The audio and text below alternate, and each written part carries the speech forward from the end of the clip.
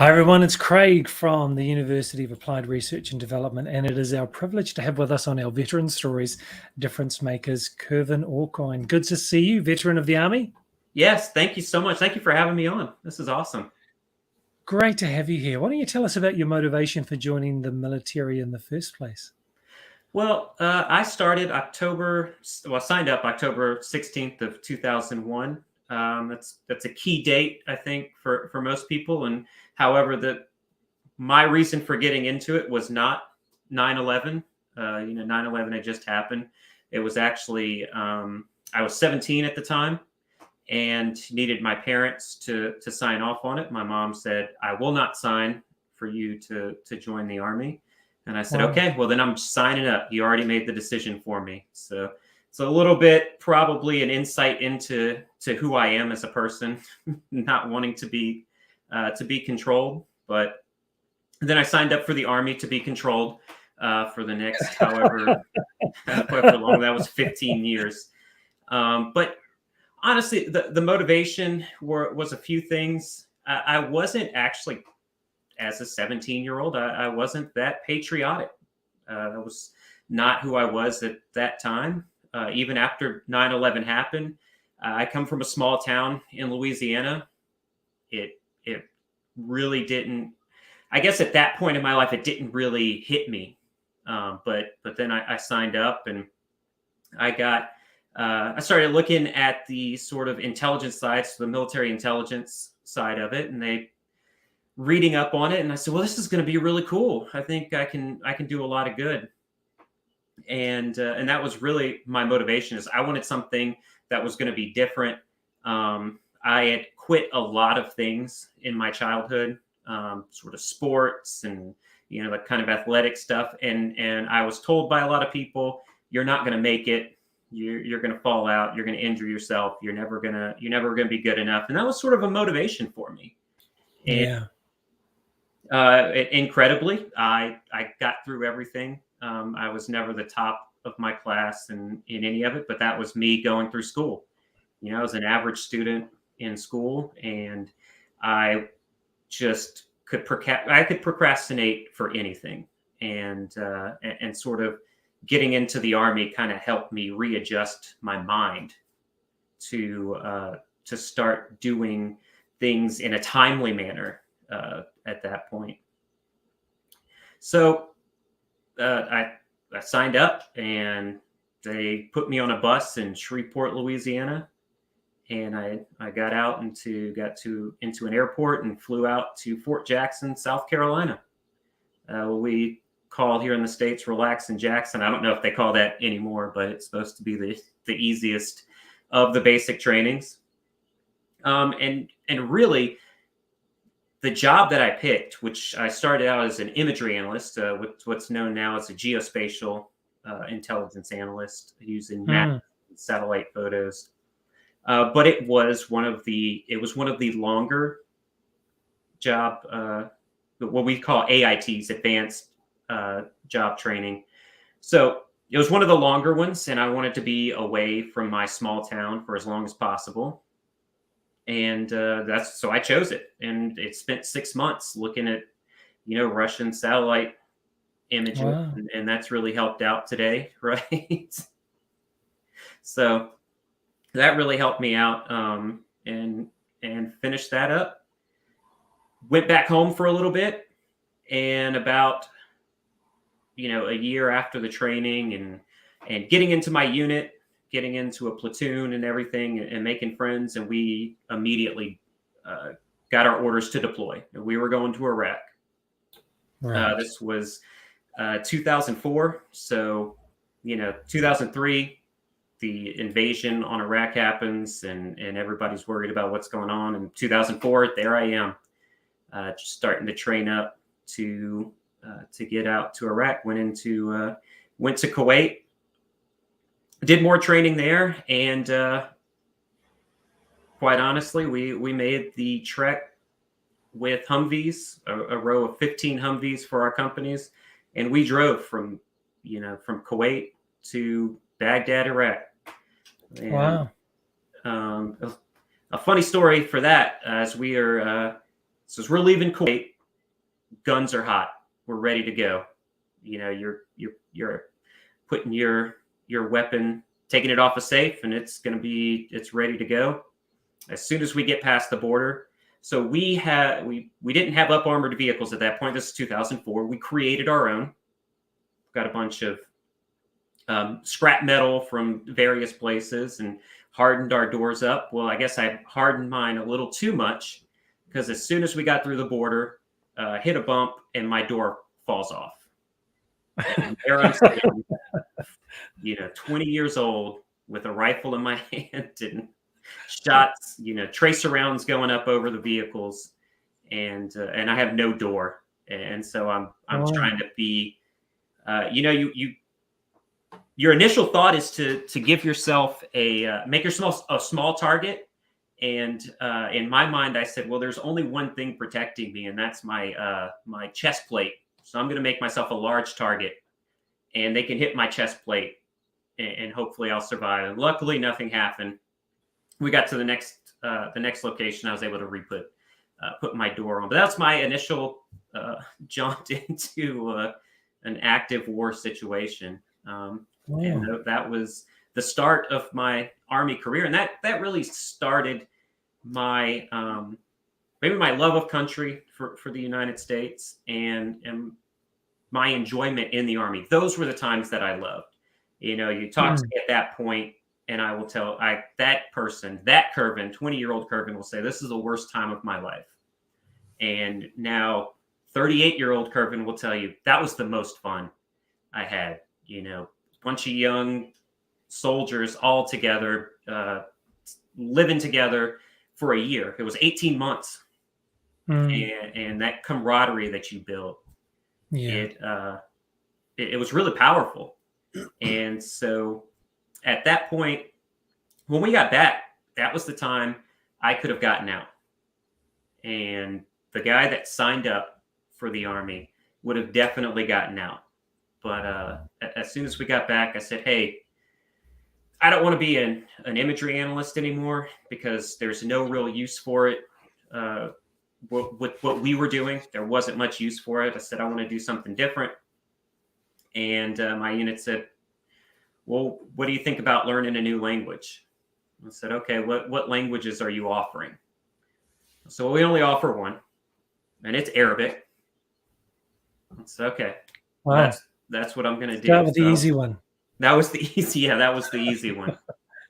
So went out to Monterey, California, and studied Arabic, learned Arabic, and that was a fantastic time. So throughout my entire military career, I've been afforded a ton of opportunities that, the U.S. government paid for me to do. And it's really helped my career. I've advanced my career because of all these little steps that I took. Going to Monterey for Arabic was one of those steps. And so I became a crypto linguist. And then I started getting into what we call UAVs, RPAs, remotely piloted aircraft, or colloquially what's known as drones. Yep. And finished up in Monterey, went back, deployed out to Iraq again, doing human intelligence analysis. So sort of interrogations and that kind of stuff. And that, I have to say, was the most trying time at that point in my life, on my body, my mind, my soul. It was every single day, either talking to people who were scared, that they've been detained in their own country, a lot of times for doing nothing more than having fertilizer or associating with some other person that they maybe should not have associated with. And so you're either getting these people who are distraught and breaking down, and trying to talk them through it, and trying not to be the bad guy in their mind. And then you have the flip side of that, are the people that are really evil. I've met some really evil people, and you try to talk to them, and it's lie after lie after lie. And so being lied to day in and day out, and it really did a toll on me. So after that, I said, I'm not doing that anymore. What else do you have? So I was sent out to Fort Bragg, and they were pretty much jump starting their drone, what we call ISR, Intelligence, Surveillance, and Reconnaissance program, which is just, it's full motion video. It's drones flying over, surveilling a location.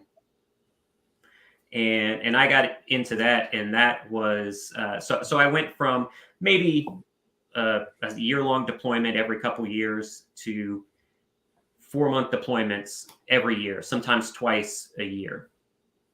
And as you can expect, that was very taxing.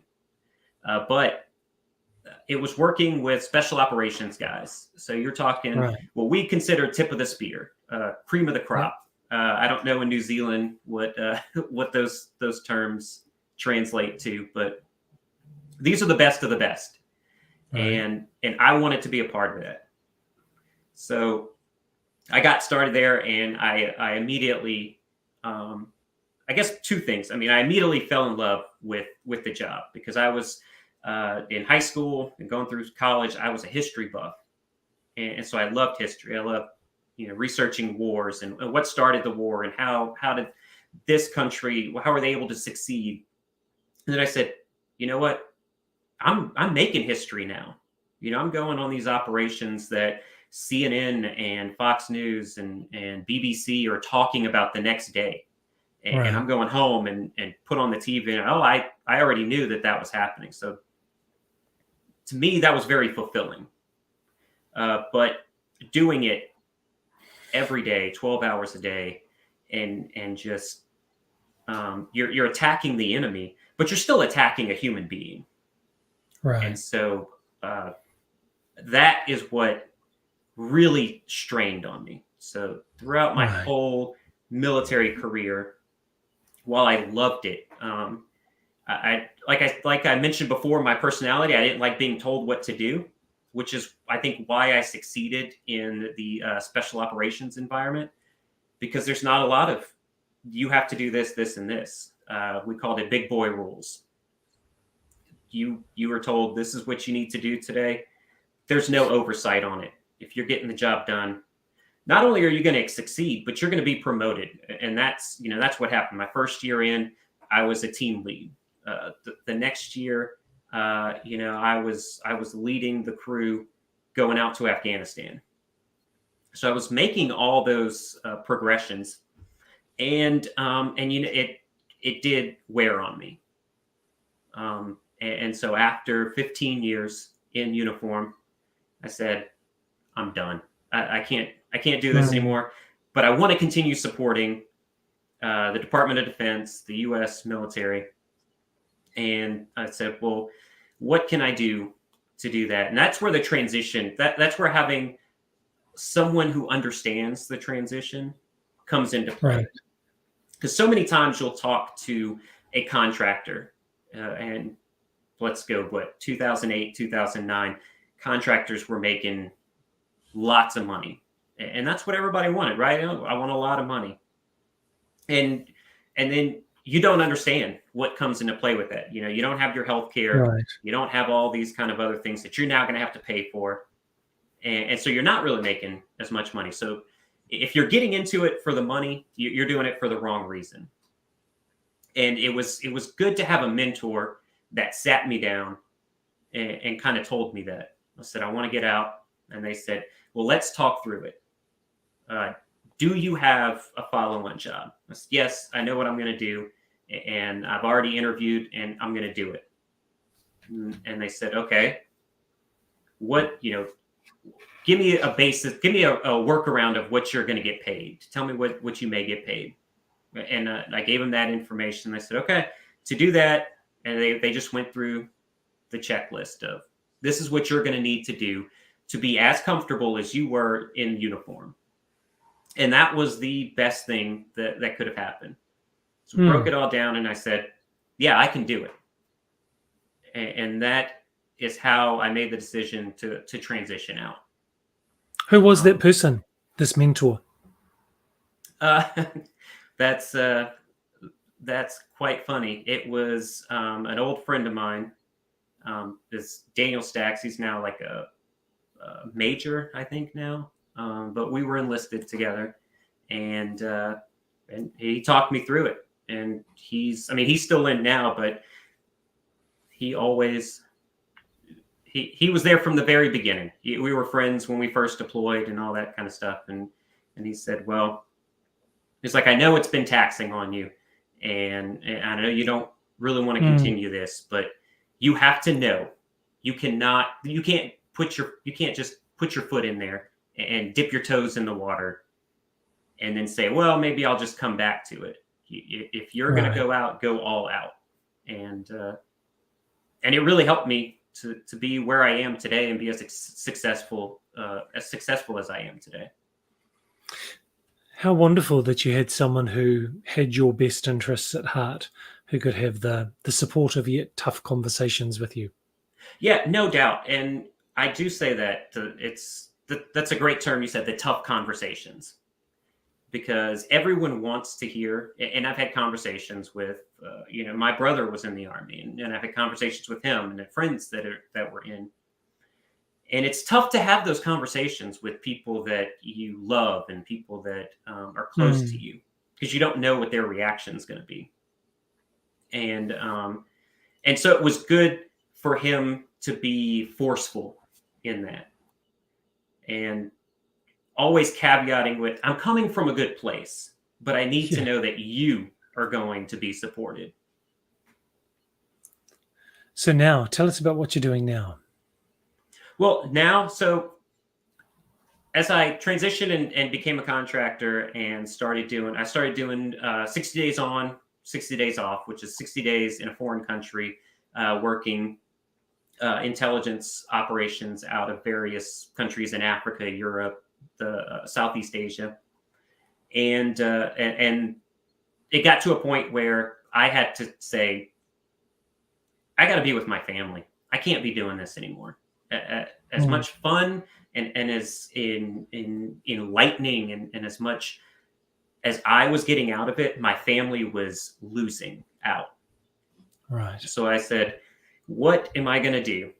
And I thought about it, and I was at a point with the company I was in where I had reached the top that I could get to.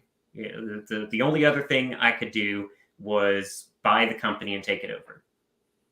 And so I decided I'm going to start my own company, and went through, read a lot of online stuff, didn't get an MBA or any business kind of thing, but as an analyst, as somebody who likes to research, I did a lot of researching.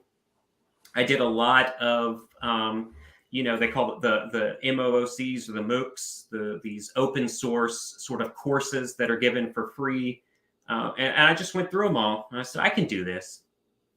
And I took my background as an intelligence analyst and my traveling that I had done, because a lot of the times, especially with the special operations guys and in the 2 months on and 2 months off traveling, it was a lot on my own. I was doing my own, buying my own airline tickets, getting my visas, all that kind of stuff. And I said, well, I've done this for so long, and I have so many friends and family who ask me to put their itineraries together and tell them where is a safe place and what's a good hotel. That's a great idea to consult with high-level executives. It's called protective intelligence.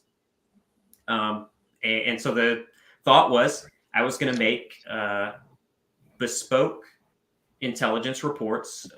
If for anybody that doesn't know, bespoke is just like individualized reports. So some high-level corporate person wanting to travel will contact, and I can give them a report on any country. Well, March of 2020 hits, and we all know what happened after that. There is no more travel. So as I'm getting the company built up, it's no use anymore. No one's asking for intelligence reports on countries because no one's traveling. Right. And so I had to pivot, and I said, well, what can I do? I thought this was the perfect thing. And I got with friends of mine that I had deployed with, quite a few other colleagues. And I asked them, I said, what do you think is missing in the intelligence community? And there was a whole list of things, data analysis. They just don't do enough data analysis. They don't, there isn't a social media for the intelligence community. Everything's getting pulled in from Twitter. And so in 2000, so this was July of 2001, I created the first of its kind, which has now been used by another intelligence company, but it was a first of its kind private intelligence social media community. And I call that the need to know community. In the intelligence community, you have certain clearances, right? You can have a secret, top secret, and with those come caveats, and those are need to know. It's called need to know. And the only people who can have access to that are people who have need to know. And so that was the first thing I thought of. I said, well, we get people who don't want to be lied to anymore, basically. They just want to know what is going on without any fluff or any narrative being pushed. And they want to be in a community of those same people. So I started that, and then I started writing blogs, and then I started getting requests in from people to do certain reports. The extremists. So in the U.S., we had a lot of right-wing extremist propaganda going around. They had a lot of left-wing extremists, especially up like Seattle and Portland, going and creating their own city blocks and stuff. And so people wanted information on that. And I started handing out that information. And then I said, with all that, not everybody wants to read it. Not everybody wants to pay to have access to this stuff. So let me start the podcast. So under the umbrella of the company, started the podcast. And my co-host, some very important to me, is family. So my co-host is my wife. And she bounces all the questions off of me. And it's taken in from all my experience from the past. And so just recently, so we put out an episode December 24th, and I made a prediction that right after the election, Putin would invade, he'd take Russia to invade Ukraine. And it happened. The same day that I said it would happen, it happened. And a lot of people before said, no, it'll never happen. And then after it did, they said, how did you know it would happen? So it's 20 some odd years of experience. And also the places I've been and just understanding who people are. And that's what intelligence analysis is. You've got to understand people. As much as we'd like to say humans are, they can be erratic, humans are very easy to understand. And we like to have certain things, and we don't like change. And we follow a pattern. And so in intelligence analysis, you can follow that pattern. You can do a link analysis and predict something. And that's exactly how it happened. And that's what we do as a company. We take all this information, and it's not proprietary information. We're taking it from all over, aggregating from social media, aggregating from news, and putting it all together and making a prediction. And I feel in this day and age of the media telling you this is what's going to happen and this is how you need to feel, I felt that there was a need for people to hear not what they want to hear, not what they're being told needs to happen, but just what is going on, and let them decide what they should do.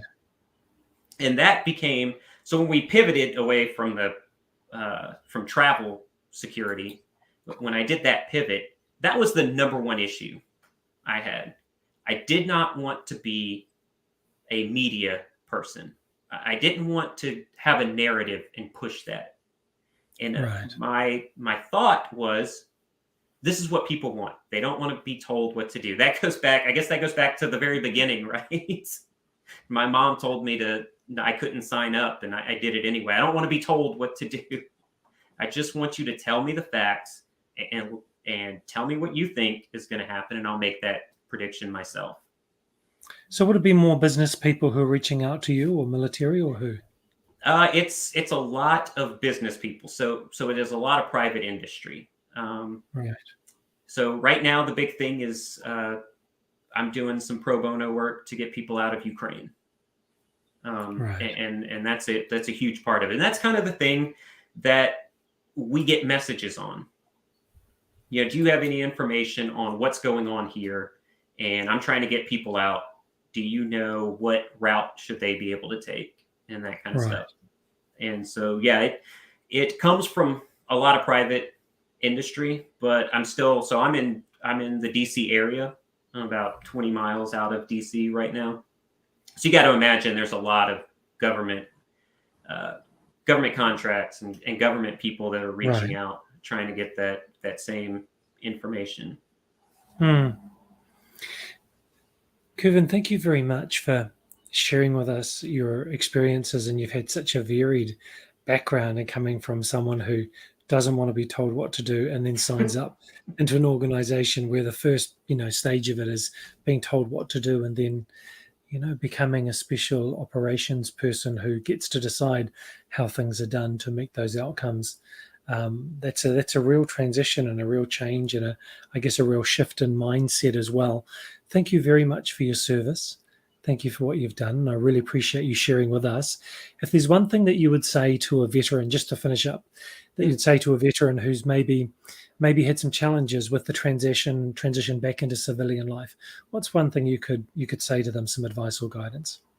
Well, the one thing I say, and this comes back from the early 80s, there for the American listeners and people who are watching, they'll probably know there was this basketball coach from North Carolina State, and he had cancer. He got cancer, and he was giving a speech, and ESPN they call it the V Foundation for him.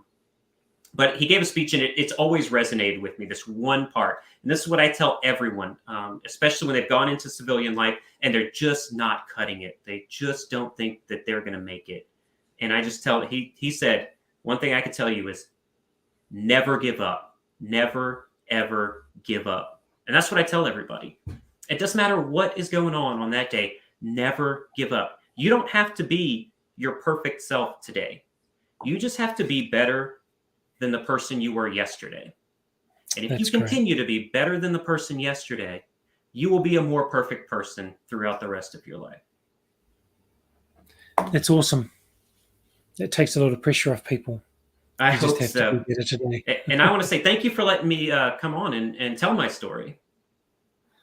Oh, I really appreciate it. The vision of the Veteran Stories Difference Makers is to make sure that people understand the stories that what veterans have been through. And I don't think the majority of the world understands what it's like to be in the military, to go through some of the traumatic experiences, some of the things that you've mentioned as well today. And then the difference that you're actually making for other people now outside of the military. Because I know that people in the military often have that heart that when they come out, they still want to be part of a mission, still want to be part of a purpose, still want to have a team of brothers and sisters around you who know you, trust you, love you, who have your back. I feel that that's something that's to be valued in our community. I think so too. I think a lot of veterans do struggle with that. I was fortunate in that when I got out, I was able to be in the community still, within the Department of Defense. But a lot of people don't. A lot of people go out to a big corporation and they don't feel that camaraderie anymore. And for those guys, get into a VFW, get into some sort of veterans association. We are a small community. We're less than 1% of the globe, and we have to have each other's backs. No man left behind. I am my brother's keeper. Those kind of things, those sort of thoughts of seeing someone struggle, seeing your battle buddy next to you struggle, and you want to do something. You don't get that in the corporate world. And so I would suggest bring it to the corporate world.